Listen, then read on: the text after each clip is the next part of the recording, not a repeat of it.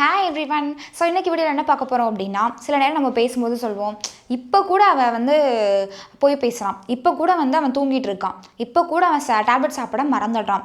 So அப்படி இதெல்லாம் சொல்லுவோம் இல்லையா, இப்போ கூட அவன் செய்ய மறந்துடுறான் அப்படின்னு சொல்கிறோம் இல்லையா.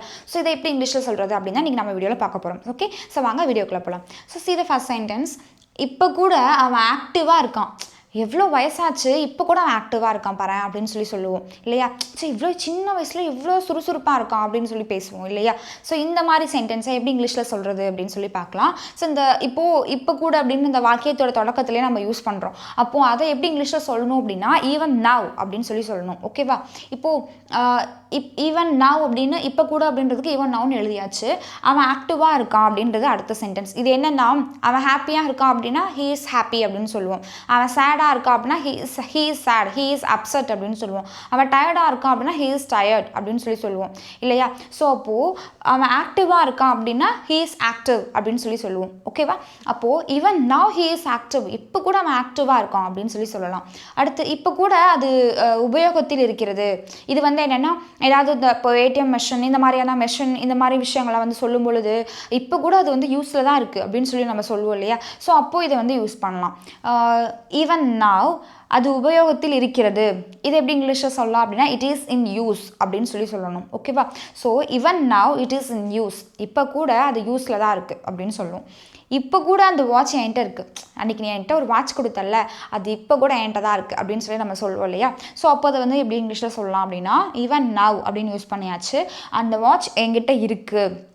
இப்போது இந்த இப்போ கூட அப்படின்ற வார்த்தையை தவிர்த்துட்டு அடுத்து வரக்கூடிய அந்த வாக்கியங்கள் தான் நமக்கு முக்கியம். அது என்ன டென்ஸில் நம்ம எழுதணும் அப்படின்றத வாக்கியத்தை பொறுத்து அந்த சிச்சுவேஷனை பொறுத்து நம்ம அதை வந்து எழுதணும். சரியா. ஸோ அதை ஒழுங்காக கவனித்து எழுதணும். மோஸ்ட்லி ஈவன் நவ் அப்படின்னு வந்துருச்சு, அப்போ இதை வந்து அதிகமாக ப்ரெசன்ட் சிச்சுவேஷன் தான் நம்ம யூஸ் பண்ணுவோம். சரியா. அப்போ மோஸ்ட்லி இது எல்லாமே நம்ம ப்ரெசண்ட்டில் தான் எழுதணும்.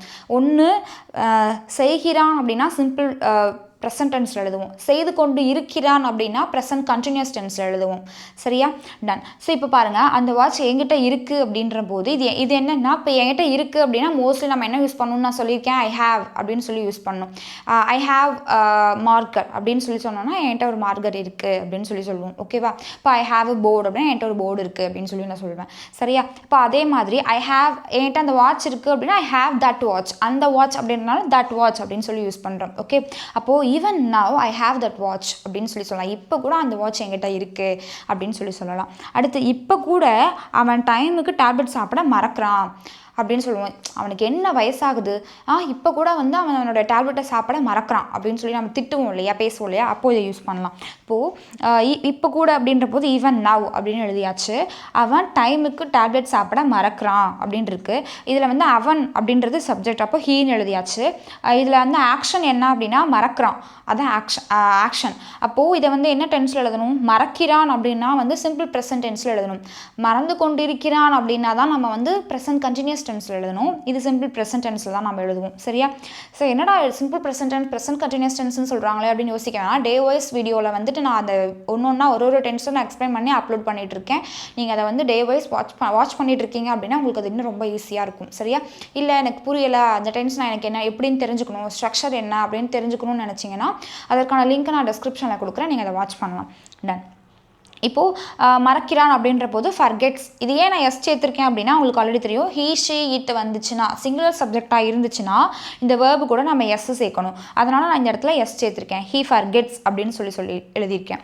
ஸோ இப்போ அவன் மறக்கிறான், ஹீ ஃபர்கெட்ஸ். என்ன மறக்கிறான், டைமுக்கு டேப்லெட் சாப்பிட மறக்கிறான். அப்போது டேப்லெட் சாப்பிட அப்படின்ற போது டு டேக் டேப்லெட்ஸ் அப்படின்னு எழுதியாச்சு. ஓகே. எப்போ அப்படின்னா டைமுக்கு அப்படின்னா ஆன் டைம் அப்படின்னு சொல்லணும். சரியா. அப்போது even now he forgets to take tablets on time அப்படின்னு சொல்லலாம். சரியா. அடுத்தது பாருங்க, இங்கே சில சென்டென்ஸ் நான் கொடுத்துருக்கேன், இதை வந்து பார்ப்போமா. Even now she feels nervous.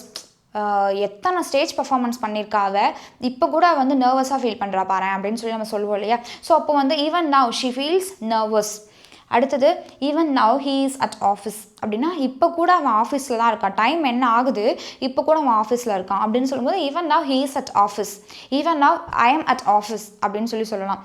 அடுத்தது even now they are trying to solve the problem. இப்போ கூட அவர்கள் இந்த ப்ராப்ளமை சால்வ் பண்ண ட்ரை பண்ணிட்டு இருக்காங்க அப்படின்னு சொல்லுவோம். சரி. எவ்வளோ பிரச்சனை ஆகிடுச்சு, அவங்களால தான் இந்த பிரச்சனை எல்லாமே. இப்போ கூட அவங்க என்ன பண்ணுறாங்க, அந்த ப்ராப்ளமை சால்வ் பண்ணுறதுக்கு ட்ரை பண்ணிகிட்ருக்காங்க அப்படின்னு சொல்லுவோம் இல்லையா. ஸோ அப்போது இதை யூஸ் பண்ணலாம். Even now they are trying to solve the problem அப்படின்னு சொல்லலாம்.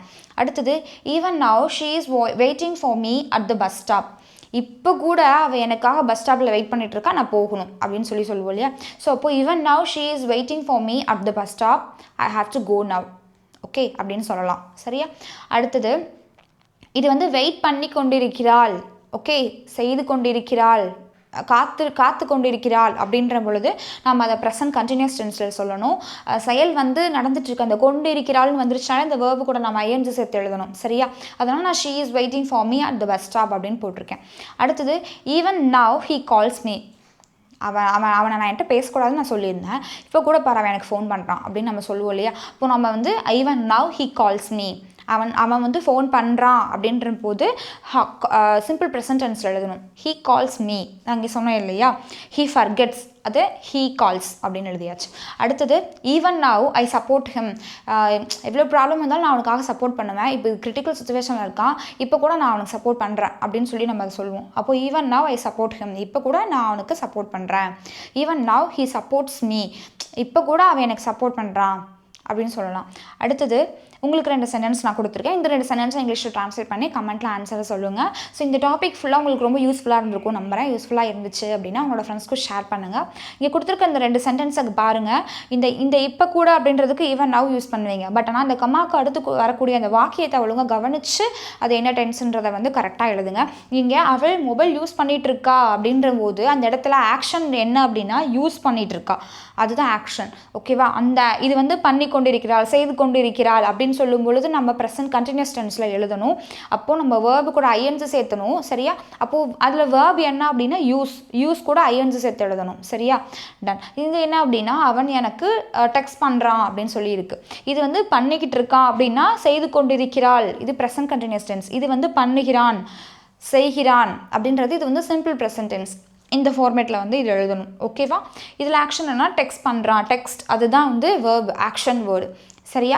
டன். ஸோ இப்போ இதை வந்து இங்கிலீஷில் ட்ரான்ஸ்லேட் பண்ணி கமெண்ட்டில் ஆன்சர் சொல்லுங்கள். அண்ட் நிறைய பேர் வந்து நம்ம வீடியோவை சப்ஸ்கிரைப் பண்ணாமல், நம்ம சேனலை சப்ஸ்கிரைப் பண்ணாமல் வீடியோ பார்க்குறீங்க, மறக்காமல் இன்றைக்கி சப்ஸ்கிரைப் பண்ணுங்கள். சில பேர் சப்ஸ்கிரைப் பண்ணிவிட்டும் கீழே இருக்க பெல் ஐக்கானை கிளிக் பண்ணாமல் இருக்கீங்க. கீழே இருக்க பெல் ஐக்கானை கிளிக் பண்ணி அதில் ஆல் இருக்கிறது கிளிக் பண்ணுங்கள். அப்போ தான் ரெகுலராக நான் போடுற வீடியோஸ் உங்களுக்கு நோட்டிஃபிகேஷனில் ஷோ ஆகும். ஓகே. தேங்க்யூ.